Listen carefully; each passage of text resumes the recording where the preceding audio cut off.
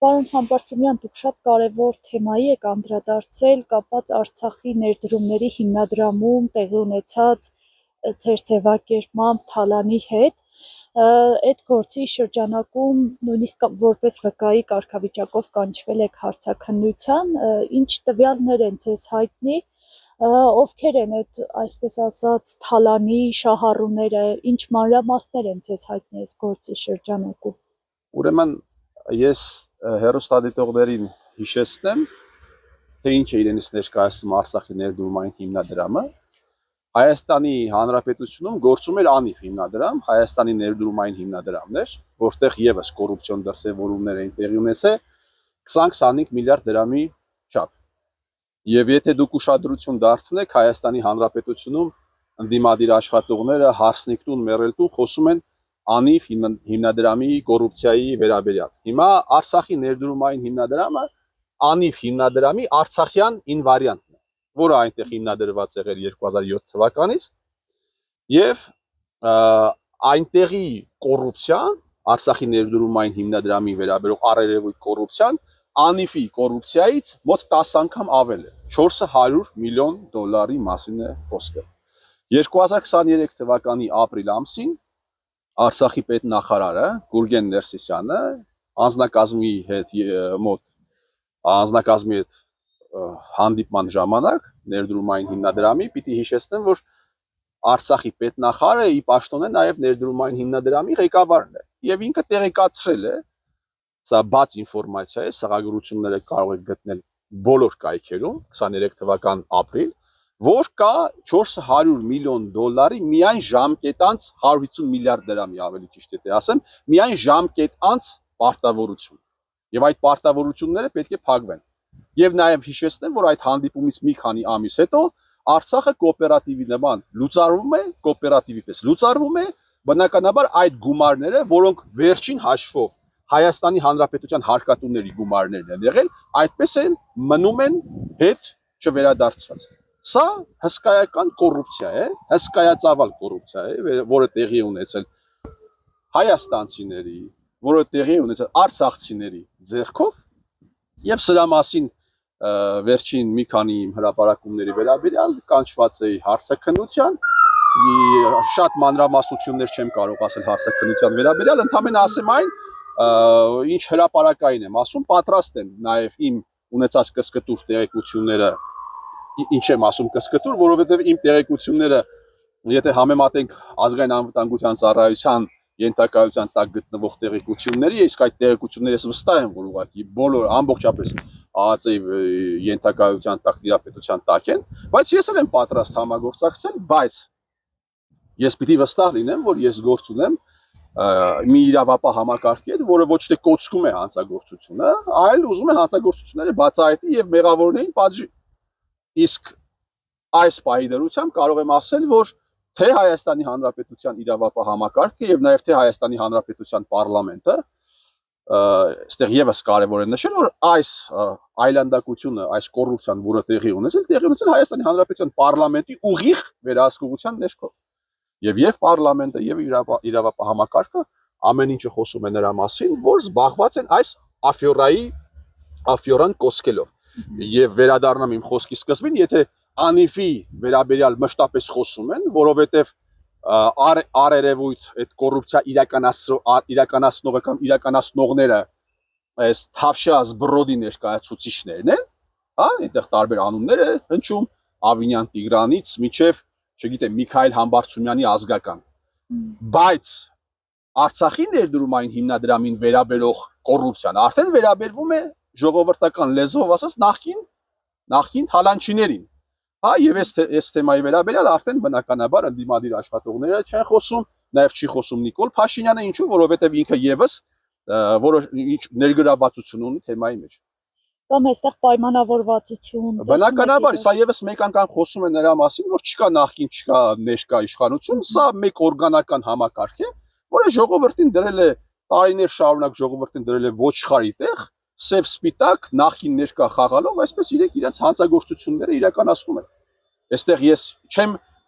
բարձրացնում, չեմ փորձում սեպ խրել Արցախցու, Հայաստանցու մարդիկ հանցագործություն են իրականացրել, պիտի այդ հանցագործության համար պատժվեն։ Վերջ։ Հիմա տնտեսական հարցերով խոսողներ կան, քաղաքական հարցերով խոսողներ կան, ով է խոսում այս թեմայի վերաբերյալ։ Իմիջիայլոց այս այդ մարդկանց պիտի ողջունեմ, ճիշտ էլ անում են, որ չեն խոսում, դե տուն են պահում, պետք է չխոսան, բա ինչ պիտի անեն։ Տուն են պահում։ Հենց խոսեցին, իրենց փողը կկտրվի։ Հենց խոսեցին, փողը կտրվելու է։ Իսկ տունը եւ ընտանիքը հայերի համար բան է, չէ՞։ Երագույն արժեքներից մեկը։ Հատկապես երբ դու քո տունը պահում ես ուրիշի տան հաշվին, դու քո ընտանիքը պահում ես ուրիշի ընտանիքի հաշվին, դա սրբություն է հայերի համար։ Դրա համար էլ մենք այս օրի մեջ ենք։ Տուն պահող ազգ ենք։ Պարոն Համբարձումյան, ինչ սպասելիքներ ունեք, այս գործը արդյոք ինչ է կարծում, կկոծկվի, արտար քննության կենթարկվի, ինչ տպավորություն ստացաք այդ հարցաքննության ընթացքում։ Գործը արդեն կոծկված է։ Գործը կոծկված է։ Եթե գործը կոծկված չլիներ, պիտի անպայման հարցաքննվեր։ Իմիջիայլոց ես պիտի ասեմ, որ սա իմ ներկայացրած հանցագործությունների ես 3 մասշտաբային հանցագործություններ եմ ներկայացնում, մեկը հիմնադրամին է վերաբերվում,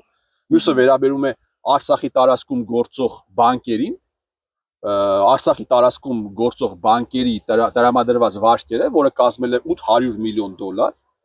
Հա, 2023 թվականի դեկտեմբերին կառավարության որոշում ուղղակի ժողովրդական լեզվով ասած ջրվել է։ 70%-ը պետությունն է ստանձնել, 30%-ը ստանձնել է բանը, 30%-ը առևտրային բանկերը դուրս են գերել։ Սա եւս արերևույթ կոռուպցիոն դրսևորում է եւ ես պահանջում եմ եւ հարյուրավոր մարդիկ են պահանջում, որպեսզի Հայաստանի Հանրապետության կառավարությունը, ով 70%-ը ստանձնել է, այսինքն քաղաքացին է ստանձնել 70%-ը, հրապարակի ամենախոշոր 10 վարկառուների անունները։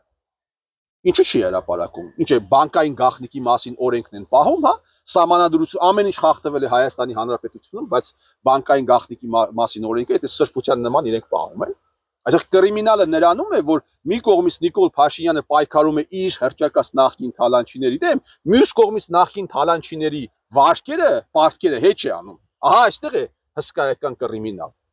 Եվ երրորդ դրվագը նաև վերաբերում է նրան, որ Արցախի տարածքում հեկեր են գործել, մասնավորապես Լաչինում, մասնավորապես Քելբաջարի շրջաններում, Արցախի տարածք ես ասում եմ, նկատի ունեմ սահմանադրությամբ Արցախի, դա մտցված էր Արցախի սահմանադրությամբ Արցախ էր ամբողջությամբ,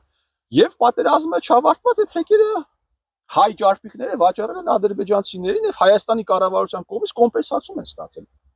Հիմա Նիկոլ Փաշինյանը ինչ իրավունքով է ոչ միայն այդ ստահակները ինչը ձերբակալել, այլ նաև կոմպենսացիա տվել Հայաստանի Հանրապետության բյուջեից։ Ահա այս 3 դրվագներն են,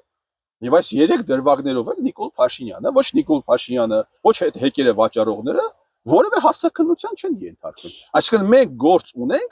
ոչ թե իրանք պիտի կոծկեն այս գործը կոծկելու, այս կոծկել են արդեն այս գործը։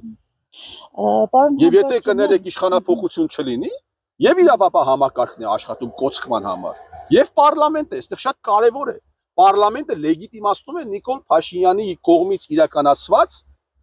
բոլոր հանցագործությունները կամ բոլոր այն հանցագործությունները, որտեղ Նիկոլ Փաշինյանը անկյունակարային դերակատարություն ունի։ Մենք միայն խոսում ենք Նիկոլի մասին, բայց այստեղ տարբեր անուններ են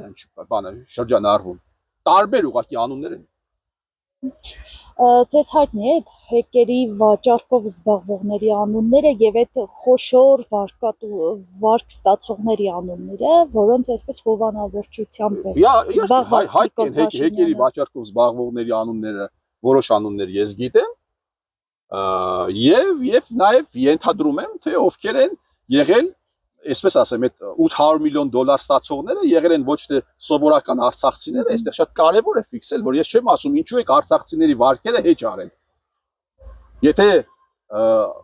ինչ որ մի ինժեներ սպառողական վարկ է վերցրել, տուն տեղ է կորցրել, ինչ որ մի ուսուցիչ բանը հիպոթեկային վարկ է վերցրել, տուն տեղ է կորցրել, լավ է կարել, շատ լավ է կարել, ես ողջունում եմ, խոսքը դրա մասին չէ։ Իմիջիայլոց վերջերս երբ դաշնակ մաշնակները եկել էին այստեղ հարց բարձրացրեց եւ նրանք փորձեցին մանիպուլացնել։ Խոսքը այդ մարդկանց մասին չէ, խոսքը վերաբերում է միլիոնավոր դոլարների մասին։ Այդ փաթեթի մասին է եւ ես բնականաբար ոչ միայն ես, բոլորս էլ հասկանում ենք, թե ում մասին է, որ շրջանակների մասին է գնում խոսքը։ Իսկ ինչ վերաբերում է հեկերին, Որոշ անուններ ես գիտեմ հեկերի սեփականատերերի վերաբերյալ, դա այսպես կոչված բաներն են։ Թավշյա այս զբրոդի ներկայացուցիչները չեն։ Դա իրենց կողմից հրճակված նախկին թալանչիներն են։ Այդ հեկերի տերերը, ովքեր մտնելով կոլաբորացիոն հարաբերություններ, այսպեսի բան երևի աշխարհի որևէ անկյունում չի եղել, որ պատերազմը դեռ չավարտված առևտրային կոլաբորացիոն հարաբերությունների մեջ մտնես հերիք չի։ Մի հատ էլ չդատվես հերիք չի, մի հատ էլ պետության կողմից կոմպենսացիոն ստանաս։ Սա սոսկալի բան է, ինչ ասեմ։ Որի կոծկմամբ զբաղվում է թե պարլամենտը, որովհետև իրենց պատրոններն են դա արել, եւ թե